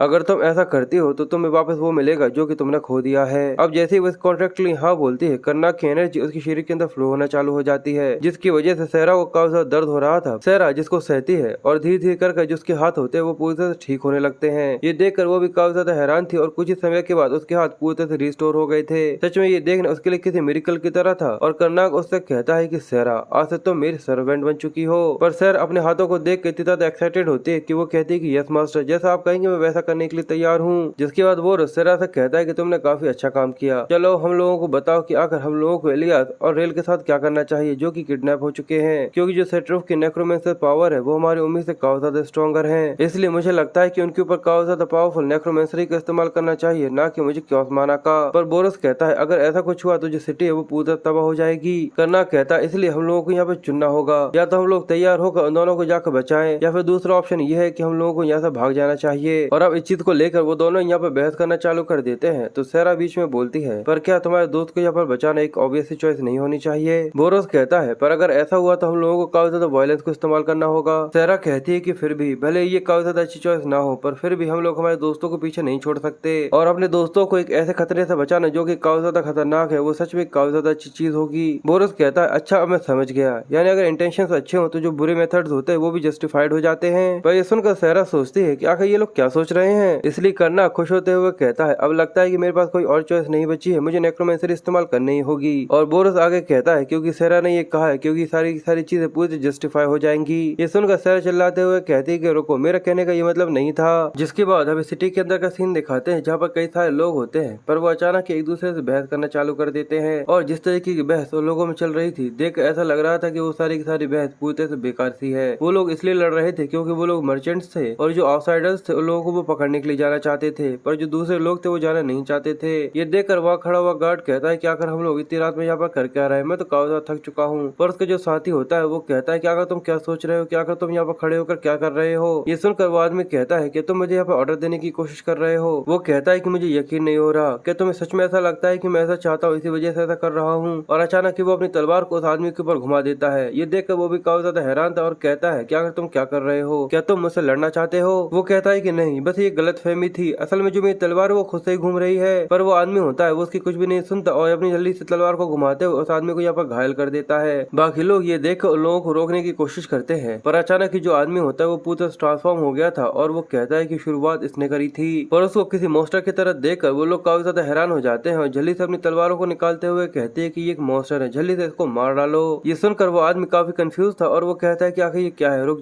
जाओ, मैं कोई मॉन्स्टर नहीं हूँ, आखिर तुम ये क्या बात कर रहे हो। पर वो लोग उसे बड़ी बेरहमी से यहाँ पर मार देते हैं और हमें ऊपर की तरफ दिखाते हैं कि असल में ये सारा काम कर्नाक का था। कर्नाक कहता है कि ये सिटी सच में पूरी तरह करप्टेड हो गई है। सभी लोग जैसे ही किसी इशू को देखते हैं वो लोग काफी ज्यादा पैनिक कर देते हैं। पर सहरा ये देखकर कहती है पर आखिर तुम इस तरीके के किसी सीन को क्यों बना रहे हो। कर्नाक उसे बताता है कि असल में मैं एक अनडेड की आर्मी बना रहा हूँ। ये सुनकर वो सरप्राइज होते हुए कहती है क्या अभी यहाँ पर। कर्नाक कहता है कि ये काफी ज्यादा अच्छी चॉइस होगी अगर हम लोगों को सेट्रफ का सामना करना है, और हम लोग तो काफी ज्यादा लकी हैं कि सिटी के अंदर सच में काफी ज्यादा डेड एनर्जी है, पर फिर भी यहाँ पर इतनी ज्यादा बॉडीज नहीं है जिनको कंट्रोल किया जा सके। इसी वजह से मेरे पास कोई और चॉइस नहीं बची थी, इसलिए मुझे और ज्यादा बनाने पड़ रहे हैं। पर बोरोस हंसते हुए कहता है कि ये भले ही थोड़ा सा इवल ही क्यों ना हो, पर हम लोग हमारे दोस्तों को बचाने के लिए ये सब कर रहे हैं ना, हमारे पास कोई और चॉइस नहीं है। और ये बोलकर वो दोनों क्रीपी से स्माइल देने लगते हैं। सहरा कहती है कि ये काफी अच्छा होता कि अगर मैंने इन लोगों से ऐसा बोला ही नहीं होता, पर अगर ऐसा नहीं होता तो ये दोनों उन दोनों को छोड़कर यहाँ से भाग जाते। पर इसके अलावा अगर देखा जाए तो ये उतना भी ज्यादा इविल नहीं है जिस तरीके के इसके रूमर्स फैले हुए हैं। ये केवल रेनफेल्ड के मेंबर्स को यहाँ पर टारगेट कर रहा है और बाकी जितने भी ऑर्डिनरी लोग हैं जो कि इस टाउन के अंदर रहते हैं उन सभी को अकेला छोड़ दिया है। और नीचे दिखाते हैं कि वो आदमी कहता है कि मुझे पता था कि तुम मुझे मारना चाहते हो, असल में तुम जो कि इस बहाने का इस्तेमाल कर मुझे यहाँ पर मारना चाहता था।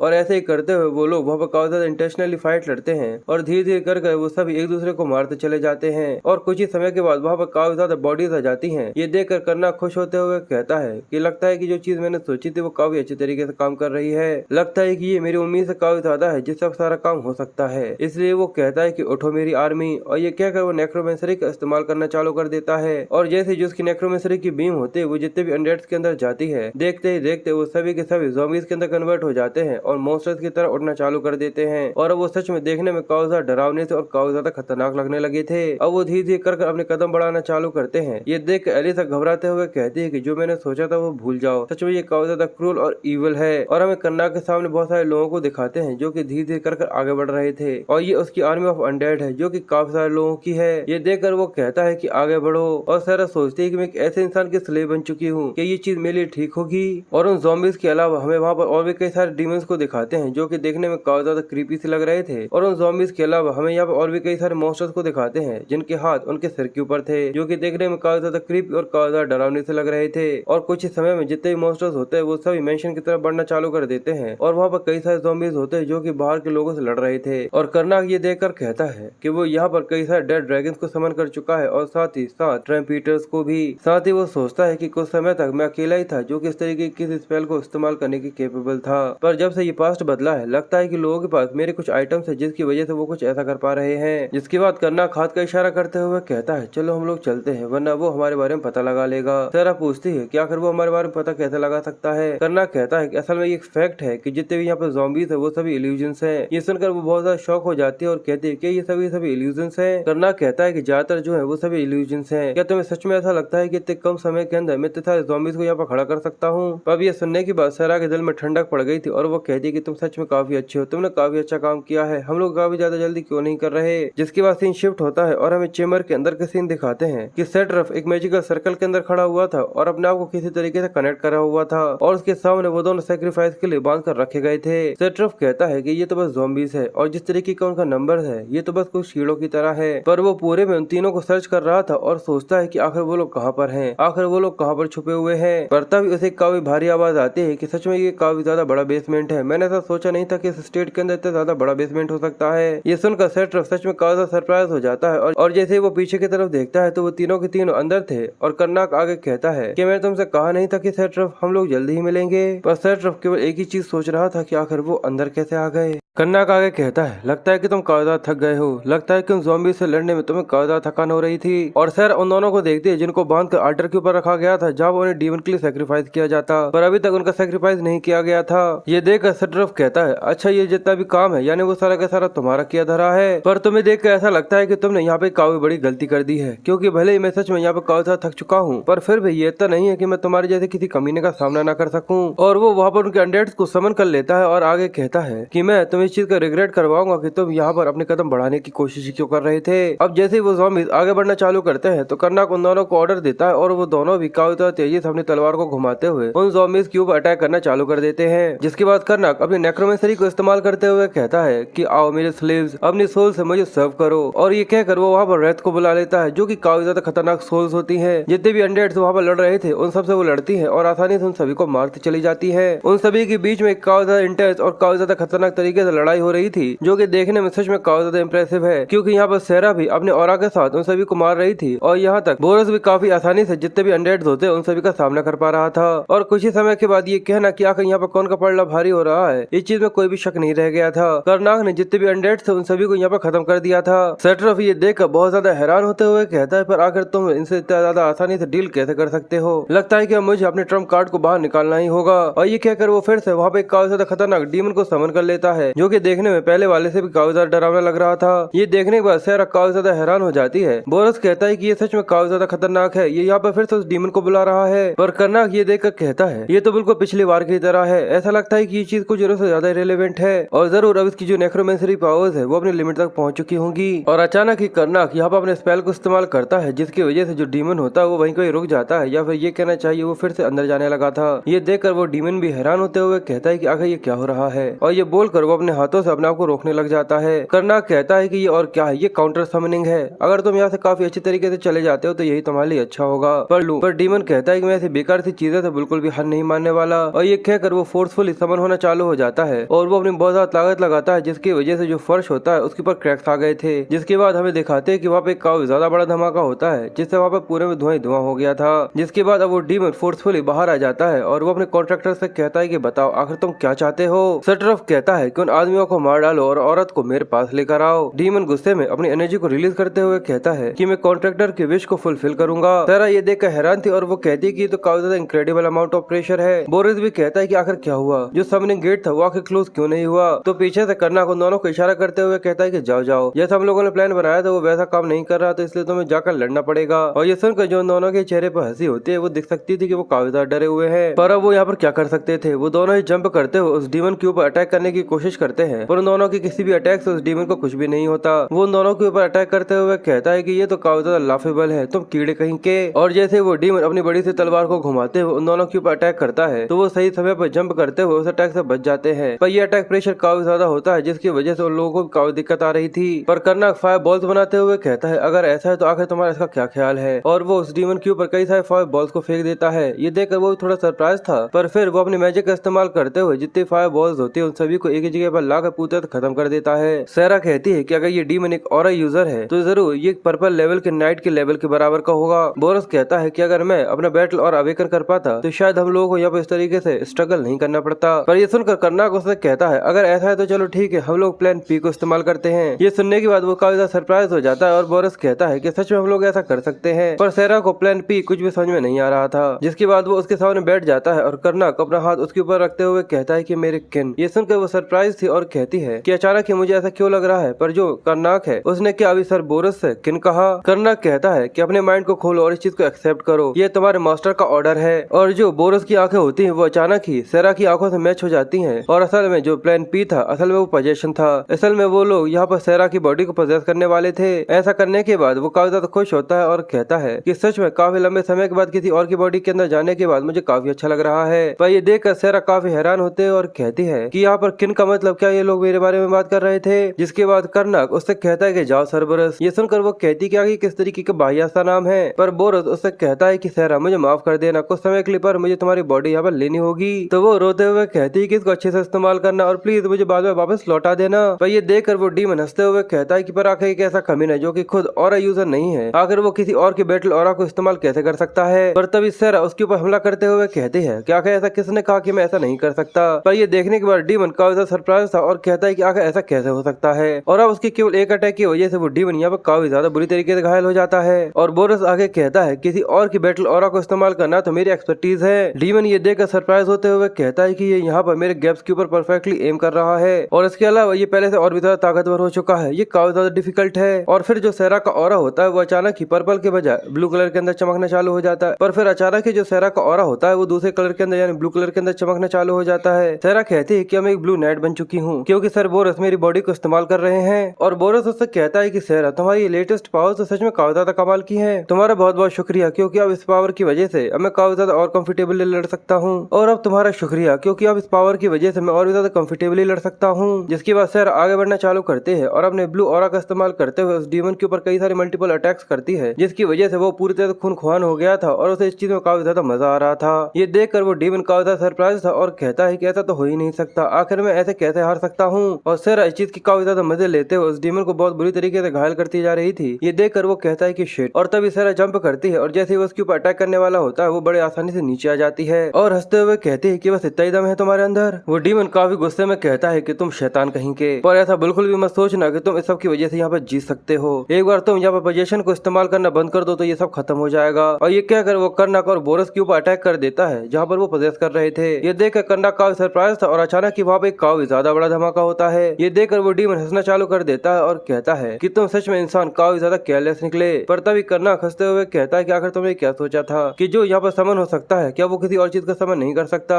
सच में ये चीज तो कुछ जरूरत से ज्यादा ही आसान थी। और हमें दिखता है कि उस डीमन के सामने कई सारे कर्नाक थे जो कि हर जगह पर बैठे हुए थे और खड़े हुए थे। कर्नाक ने उसे पूरी तरह से घेर लिया था और कर्नाक कहता है क्या तुम्हें सच में ऐसा लगा था कि तुम जो यहाँ पर सोच रहे हो मैं ऐसा नहीं है कि मैं उसको समझ सकता हूँ। वो डीमन गुस्से और भारी आवाज में कहता है इसका मतलब तुम सभी के सभी इल्यूजन्स हो, इसका मतलब अब आखिर मुझे यहाँ पर किसको मानना होगा। इसकी वजह से वो थोड़ा सा परेशान हो रहा था। पर तभी पीछे से हमें सेरा को दिखाते हैं जो कि पीछे से आकर उसके गले के ऊपर अटैक करती है और उसके कंधे को बहुत बुरी तरीके से घायल कर देती है। सेरा ने उसे बहुत बुरी तरीके से घायल कर दिया था। ये देखकर वो काफी हैरान था और कहता है कि मैंने पहले ही अपने माना को काउंटर समय से निकालने के लिए इस्तेमाल कर लिया था, जिसकी वजह से मेरे पास ज्यादा माना नहीं बचा है। और वो उनसे कहता है कि ये सोचना भी काफी ज्यादा हैरानी की बात है कि एक छोटा सा इंसान मेरे साथ कुछ ऐसा भी कर सकता है। इसलिए वो खुद यहाँ पर काउंटर समन को एक्टिवेट कर देता है। ये देखकर सेरा हैरान हैरान थी और वो कहती कि ये तो यहाँ पर सबनिंग गेट है जो कि फिर से चालू हो चुका है। और वो डीमन गुस्से में कहता है कि बस तुम मेरा वेट करना, अभी के लिए तो मैं तुम्हें यहाँ पर छोड़ रहा हूँ क्योंकि ये हमारा पहली बार था, पर जैसे ही मैं वापस लौटूंगा तो सबसे पहले तुम्हें ढूंढूंगा, जिसके बाद इस चीज को मैं श्योर करूंगा कि ना तुम मरे हुए हो और ना तुम जी सको, और ये मेरा वादा है। करनाक गुस्से में कहता है क्या तुम यहाँ से सच में भागने की कोशिश कर रहे हो? इतना सब कुछ करने के बाद क्या तुम्हें सच में ऐसा लगता है कि मैं तुम्हें ऐसा कुछ करने दूंगा? तुम्हें यहाँ पर खत्म होना होगा। और ये कहकर करनाक अपनी डार्क एनर्जीज को रिलीज करता है जो कि उस डीमन को पूरा से कैप्चर कर लेती है। ये देखकर वो भी काफी हैरान था और कहता है कि जो मेरा माना है वो आउटवर्ड में फ्लो हो रहा है, नहीं ऐसा नहीं है। और अचानक ही जो उसका शरीर होता है वो वहाँ पर पॉप करना चालू कर देता है और एक काफी ज्यादा बड़े धमाके के साथ वो बिल्कुल किसी फटाके की तरफ फट जाता है।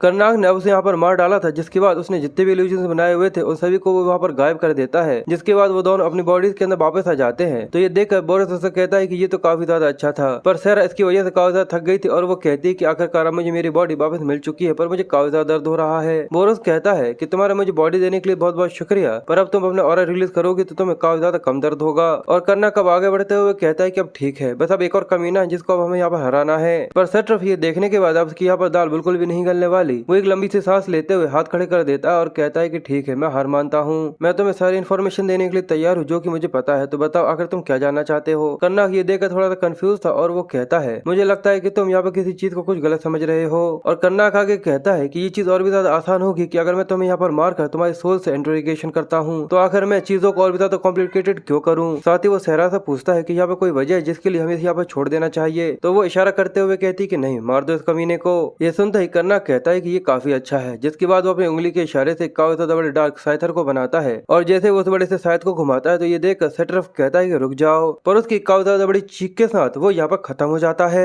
जिसके बाद करनाक उसकी सोल को पजेस करते हुए कहता है चलो अब समय हो गया है कि अब अपने काम पे ध्यान दिया जाए, और वो सबसे पहले उसके अंदर की जो डार्क एनर्जी होती है उसे एब्जॉर्ब कर लेता है। ये देखकर वो कहता है कि वाह, ये तो ऐसा लगता है कि जो 30% सर्विंग थी वो ही है। बोरस भी ये देखकर खुश होता है और कहता है कि अब इसका मतलब ये है कि हम लोग घर जा सकते हैं। जिसके बाद करनाक हंसते हुए कहता है कि हम लोगों ने काफी ज्यादा इकट्ठा कर लिया है तो अब हम लोग सच में यहाँ से जा सकते हैं। तो बोरस कहता है कि मैं इस चीज को मेक श्योर करूंगा कि रास्ते में हमें काफी ज्यादा अच्छा रेस्टोरेंट मिले जहाँ पर हम लोग रुक सके, और ये सोचकर वो लोग काफी ज्यादा खुश होते हैं। पर तभी पीछे से सेरा चिल्लाते हुए कहती है कि तुम इन लोगों को यहाँ पर ऐसे ही छोड़कर नहीं जा सकते। ये देखकर वो कहता है कि हाँ सॉरी सॉरी, मैं तो इसके बारे में भूल ही गया था। अब जैसे ही वो लोग जाग जाते हैं और उन्हें सारी स्टोरी बताई जाती है, तुम दोनों के मुंह खुले के खुले रह गए थे। और एलियास कहता है यानी केवल तुम तीनों ने सेट्रफ को यहाँ पर हरा दिया? और एल कहता है पर वो कोई ऐसा इंसान नहीं था जिसको केवल तुम तीन लोग यहाँ पर मिलकर हरा सकते हो। करनाक कहता है कि असल में हम लोग काफी ज्यादा लकी थे, क्योंकि जैसे ही तुम लोग घायल हो गए थे और गोलम्स तुम लोगों को इस बेसमेंट के अंदर लेकर आ गए थे, अचानक यहाँ पर ज़ॉम्बी की आर्मी ने अटैक कर दिया था। देखकर लगता है कि यहाँ पर और भी कई सारे नेक्रोमेंसर्स हैं जो कि कम्युनिकेशन राइजिंग को इस्तेमाल कर सकते हैं। रेल कहता है कि अगर तुम सर्टाफ के कैरेक्टर को देखो तो ये चीज काफी ज्यादा सेंस बनाती है, और जरूर डिफेंस करने की वजह से जो उसकी नेक्रोमेंसरी की पावर थी वो पूरी तरह खत्म हो गई होंगी, जिसकी वजह से वो इस बेसमेंट के अंदर भाग कर आ गया था।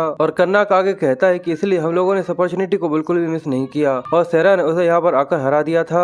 सुनकर वो कहते अच्छा तो ये हुआ था जब हम लोग यहाँ पर बेहोश थे। एलियस ये देखकर काफी खुश था और वो कहता है कि अब मेरे पास कुछ भी कहने के लिए नहीं बचा है। पर करनाक उससे कहता है कि एलियस मैंने यहाँ पर किसी भी क्रॉप को टच नहीं किया है, तो क्या तुम यहाँ पर प्योरिफिकेशन रिचुअल को इस्तेमाल कर सकते हो? ये सुनकर वो कहता है कि ठीक है। जिसके बाद वो जैसे ही प्योरिफिकेशन रिचुअल को इस्तेमाल करता है तो वो नेक्रोमेंसरी की पावर को देखकर काफी सरप्राइज था और कहता है कि अगर दूसरे नेक्रोमेंसर की पावर के साथ इसको कंपेयर किया जाए तो ये उनसे 10 गुना ज्यादा पावरफुल है। पर ये देखकर बोरस काफी सरप्राइज था और वो करनाक से कहता है कि आखिर इसके अंदर और भी ज्यादा नेक्रोमेंसरी पावर क्यों बची हुई है? क्या तुमने सारी की सारी नेक्रोमेंसरी पावर इसे एब्जॉर्ब नहीं करी थी? तो करनाक कहता है कि ये चीज तो ऑब्वियस है कि मैं इसके अंदर से पूरी पावर तो नहीं ले सकता ना। एलियस कहता है लगता है कि अब सारी चीजें खत्म हो चुकी हैं, क्योंकि हम लोगों ने सेट्रफ को यहाँ पर हरा दिया है, तो जो रेनफेल्ड फैमिली है उसकी प्रीमियर फोर्स यहाँ पर खत्म हो चुकी है। इसकी वजह से जो सिटी है वो जल्दी स्टेबल हो जाएगी, इसलिए अब हमें बाकी बचा हुआ जितना भी काम है उसे ऑर्डर के ऊपर छोड़ देना चाहिए। और अब वहाँ पर लोगों को लड़ते लड़ते सुबह हो चुकी थी, और जैसे ही एलियस को ये पता चलता है तो वो काफी ज्यादा सरप्राइज हो गया था और वो सेरा से कहता है यानी तुम करनाक एक नाइट बनना चाहती हो? पर वो लोग सच में काफी ज्यादा कंफ्यूज थे। ये देखकर करनाक कहता है कि सच में ये चीज इतनी ज्यादा सरप्राइजिंग है। पर सेरा एक बुरी सी शक्ल बनाते हुए कहती है कि कल रात को जो इवेंट हुआ था उसमें लड़ाई में मुझे समझ में आ गया था कि मुझे बोरस और करनाक को सर्व करना चाहिए, इसलिए मैं सोचती हूँ कि मुझे उनके साथ ही जाना चाहिए। और ये देखकर करनाक सोचता है कि सच में इसे काफी ज्यादा तकलीफ हो रही है। एलियस कहता है कि ये काफी अच्छा है कि तुम्हें एक ऐसा इंसान मिल चुका है जिसे तुम सच में सर्व करना चाहती हो। करनाक कहता है कि हाँ बिल्कुल, अब मुझे लगता है कि हम लोग को टेरिटोरी के अंदर वापस जाना चाहिए, क्योंकि जो ऑर्डर है वो ऑफिशियली उसको ऑर्डर कर सकते हैं। इसलिए अब लगता है कि अभी के लिए ये हमारा गुड बाय है। तुम्हारे कॉर्पोरेशन के लिए तुम्हारा बहुत बहुत शुक्रिया। करनाक कहता है कि अगर ऐसी मुसीबत फिर से खड़ी होगी तो हम लोग एक दूसरे से जरूर मिलेंगे। जिसके बाद करनाक अपने स्टेट के अंदर आ जाता है, जहाँ पर उसके जितने भी लोग होते हैं वो सभी उसका काफी ज्यादा खुशी से स्वागत करते हैं। भी उन सभी को सामने की तरफ देख देखकर काफी ज्यादा खुश होता है और वो सभी के सभी सर्वेंट उन लोगों का स्वागत करते हुए कहते हैं कि आप लोग वापस आ गए। और वो लोग जैसे ही सहरा को देखते हैं तो वो लोग काफी ज्यादा सरप्राइज हो जाते हैं और हैरानी के साथ पूछते हैं कि आखिर ये ब्यूटीफुल लेडी है कौन, कि ऐसा तो नहीं कि लॉर्ड इन्हें यहाँ पर लेकर आए हैं। और जैसे ही वो लोग काफी ज्यादा सरप्राइज के साथ कर्नाक से ये पूछते हैं कि लॉर्ड आखिर ये कौन है, तो वो बताता है कि मैं तुम्हें इंट्रोड्यूस करता हूँ कि ये सहरा है और आज से ये हमारी न्यू नाइट होने वाली है। ये सुनने के बाद जो उनका बटलर होता है वो थोड़ा सा परेशान होते हुए कहता है कि भले ये आपकी टेरिटोरी है पर फिर भी आप किसी को भी एज अ नाइट यहाँ पर नहीं रख सकते। ये सुनकर बोरस उससे कहता है कि सहरा जरा इनको दिखाओ। ये सुनकर बोरस उससे कहता है कि सहरा चलो इनको दिखाओ कि आखिर तुम क्या कर सकती हो। ये सुनते ही वो अपनी तलवार को बाहर निकालती है और ऑरा निकालना चालू कर देती है। ये देखकर वो लोग काफी ज्यादा हैरान थे। जिसके बाद वो जमीन के ऊपर एक फ्लैश लगाती है जिसका प्रेशर काफी ज्यादा पावरफुल होता है और वो उनके सामने के पेड़ को पूरे तबाह कर देता है। ये देखने के बाद उन सभी के मुंह खुले के खुले रह जाते हैं कि सच में ये एक ऑरा यूजर है। और सहरा कहती है कि मैं उम्मीद करूंगी कि आप लोग मुझे काफी अच्छे तरीके से जान जाएंगे। पर वो लोग काफी हैरान थे और सोचते कि आखिर इसकी जैसी काफी ज्यादा कमाल की इंसान आखिर ऐसी जगह पर क्या कर रही है। जिसके बाद हमें कुछ हफ्तों के बाद का सीन दिखाया जाता है जहाँ पर सहरा गिगलीमॉन से लड़ रही थी। पर ये देखकर जो बाकी नाइट्स होते हैं वो काफी सरप्राइज थे और कहते हैं कि ये चीज पूछते थे श्योर है कि वो यहाँ पर स्ट्रगल कर रहा है। और मैं ये समझ सकता हूँ कि आखिर उसे कैसा महसूस हो रहा होगा, क्योंकि देखने में समझ में आता है कि यहाँ पर केवल वेट डिफरेंस है पर वो यहाँ पर केवल अपनी स्ट्रेंथ को इस्तेमाल कर रही है। पर ये समझना काफी ज्यादा मुश्किल है कि आखिर वो उसे पीछे की तरफ पुश कैसे कर रही है, क्योंकि यहाँ पर वो अपने ऑरा को तो इस्तेमाल कर ही नहीं रही। सच में ऑरा यूजर्स काफी ज्यादा कमाल के होते हैं। जिसके बाद सर अपने एक अटैक की वजह से गिगलीमॉन की तलवार को आसमान में उड़ा देती है और वो यहाँ पर हार जाता है। गिगलीमॉन ये देखकर कहता है कि जैसा उम्मीद करनी चाहिए तो तुम काफी ज्यादा ताकतवर हो, तो चलो आज के लिए ये चीजों को यहीं पर खत्म करते हैं। ये सुनकर सहरा कहती है कि ठीक है तुमने काफी अच्छा काम किया। जिसके बाद बोरिस वहाँ पर आ जाता है जो कि सहरा से कहता है कि नाइट्स की ट्रेनिंग करवाने के लिए तुम्हारा बहुत बहुत शुक्रिया। चलो क्या अब मैं तुमसे लड़ सकता हूँ। जिसके बाद वो दोनों ट्रेनिंग करना चालू करते हैं और जो बोरिस होता है वो उसे टीच करते हुए बताता है कि तुम यहाँ पर अपने बैटल ऑरा को इस्तेमाल कर रहे हो जो कि अभी अभी अवेकन हुआ है, पर ये केवल बस तुम्हारी पावर की वेस्टेज ही है। तुम्हें अपनी पावर के ऊपर सही तरीके से कंट्रोल करना होगा जिससे तुम हर एक स्ट्राइक के ऊपर एक तरीके से पावर को इस्तेमाल कर सको। पर सहरा स्ट्रगल करते हुए कहती है कि काश ये इतना ज्यादा आसान होता जितना सुनने में लग रहा है। पर सहरा उससे कहती है कि क्यों ना तुम मेरी बॉडी को फिर से पजेस करो जैसे तुमने पहले किया था। अगर मैं इस चीज को कई बार एक्सपीरियंस करती हूँ तो शायद ऐसा हो सकता है कि मैं इस चीज को काफी आसानी से कर सकूं। ये सुनकर बोरिस कहता है कि पोजेशन, पर बोरिस कहता है कि यही काफी अच्छा होगा कि तुम इस चीज को एक बार से ज्यादा ना करो, क्योंकि तुम इसको 3 बार से ज्यादा करते हो तो जो तुम्हारी सोल है वो पूरी तरह करप्टेड हो जाएगी और तुम पूरी तरह पागल हो सकती हो। ये सुनने के बाद वो काफी सरप्राइज हो जाती है और कहती है कि क्या